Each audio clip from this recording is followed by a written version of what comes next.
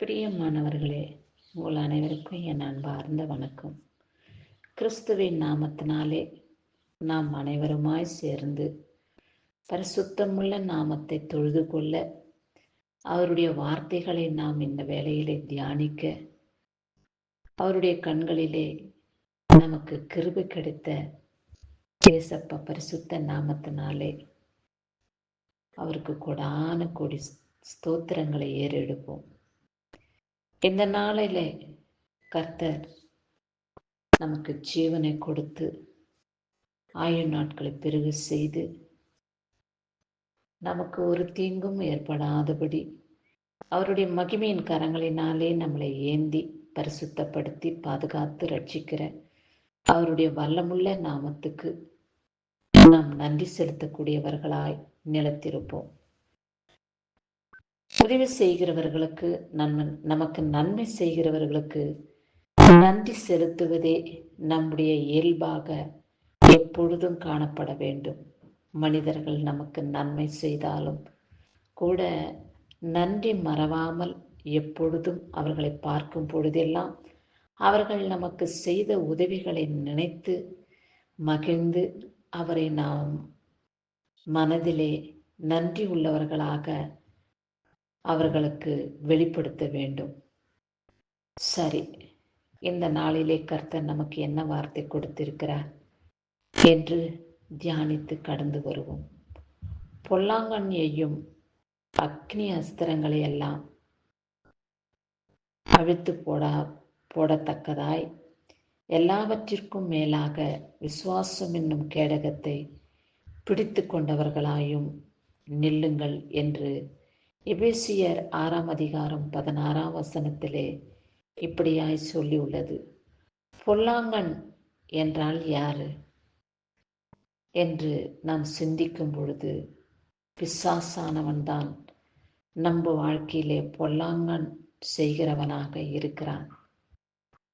ஒரு போர்க்களத்துக்கு யுத்த வீரன் செல்லும் பொழுது கேடகத்தையும் கையிலே பிடித்து கொண்டு தன்னை பாதுகாத்து கொள்ள கேடகத்தையும் அம்பையும் பிடித்து கொள்வார்கள். ஆனால் நமக்கு எதிரே இருக்கிற மனிதன் நம்மளை தாக்கும் பொழுது அந்த கேடகத்தினால் தடுத்து விடுவார்கள். அந்த அம்பு நம்மளை தாக்கக்கூடாதபடி. அதுபோல சாத்தான் நம்மளை தாக்கும் பொழுது நம்மளை வேதனைப்படுத்த, துக்கப்படுத்த, சஞ்சலப்படுத்த, விபத்துக்குள் சிக்கி பலவிதமான காரியங்களுக்குள் நம்மை சிக்க பண்ணி நம்முடைய இருதயத்தையும் ஆத்துமாவையும் சஞ்சலப்படுத்தக்கூடிய பொல்லாங்கன் சாத்தான் தான். அந்த சாத்தானை நாம் எதிர்க்க வேண்டுமென்றால் அக்கினி ஸ்தரங்களை எல்லாம் அவிழ்த்து போடத்தக்கதாய் எல்லாவற்றிற்கும் மேலாக நாம் நிலைத்திருக்க வேண்டும். அக்கினி ஸ்தம்பம் என்றால் என்ன? கர்த்தருடைய மகிமை, கர்த்தருடைய வல்லமை நம் கூட இருக்கிறது. நமக்கு எதிராய் இருக்கும், நமக்கு விரோதமாய் எழும்பும் பொல்லாப்பான பிசாசை நம் காலின் கீழே நசுக்கி போட வேண்டுமென்றால் அக்னி ஸ்தம்பத்தை நாம் அருகாமையிலே பற்றி கொள்ள வேண்டும். அந்த அக்னி ஸ்தம்பம் யார்? இயேசு கிறிஸ்து. அக்னிக்கு முன்னாக எந்த விதமான ஆத்மாவோ பொருளோ உயிரோடவோ நிலையாகவோ நிற்க முடியாது. அதுபோல இயேசப்பாவுக்கு முன்பாக அந்த பொல்லாங்கன் நிற்க முடியாது. சாத்தான், என் பிள்ளைகளை நீ துன்பப்படுத்த, வெட்கப்படுத்த, அவர்களுக்கு ஆபத்தை கொண்டு வருகிறதான பிசாசின் வல்லமைகளை நிர்மூலமாக்கவே அவர் நமக்கு இரத்தத்தை சிந்தினார். அந்த இரத்தத்தை அந்த சாத்தான் மீது தெளிக்கும் படும்போது அந்த சாத்தான் சுட்டெரித்து சாம்பலாக்கப்படுவான்.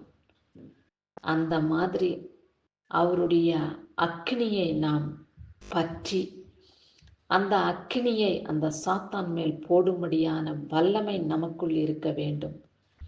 அப்படிப்பட்ட வல்லமை நமக்குள் இருக்கிறது என்று நாம் அறிந்து கொள்ள விசுவாசம் என்னும் கேடகத்தை பிடித்து கொண்டவர்களாய் நாம் சாத்தானுக்கு முன்பாக நிற்க வேண்டும். நமக்கு விரோதமாய் எழும்பும் மனிதர்களை சாத்தான் தான் தூண்டி விடுகிறான்.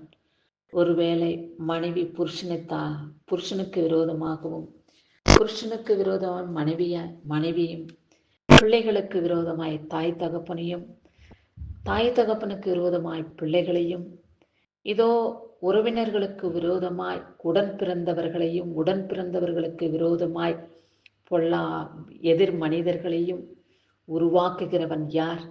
சாத்தான். அந்த சாத்தானை நாம் நிர்மூலமாக்க வேண்டும் ஜபத்தினாலே. நம்முடைய ஜபம் அக்கினி போன்றது. நம்முடைய முழங்கால் ஜபம் அந்த சாத்தானுடைய ஆயுதங்களை எரிக்கக்கூடியது. அப்பேற்பட்ட வல்லமை நம் முழங்கால் ஜபத்திலே உண்டு என்பதை நீங்கள் விசுவாசிக்க வேண்டும். விசுவாசிக்கிறவன் தேவனுடைய மகிமையை பெற்றுக்கொள்வான் என்று வேதம் வெளிப்படுத்தியிருக்கிறது போல, அந்த விசுவாசம் என்னும் கேடகத்தை நாம் பற்றி கொண்டு சாத்தானை நிர்மூலமாக்கி பரிசுத்த ஆவியானவர் மூலமாய் அந்த சாத்தானை ஜெயிக்க வல்லமையை நாம் பிடித்து கொள்வோம். இப்பேற்பட்ட மகிமை அவருடைய பிள்ளைகளுக்குத்தான் கிடைக்கும்.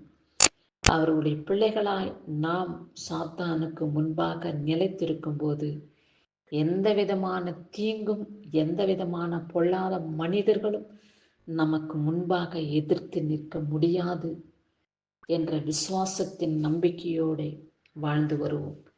கிறிஸ்துவுக்கே சதா காலங்களிலும் மகிமை உண்டாவதாக. ஆமேன்.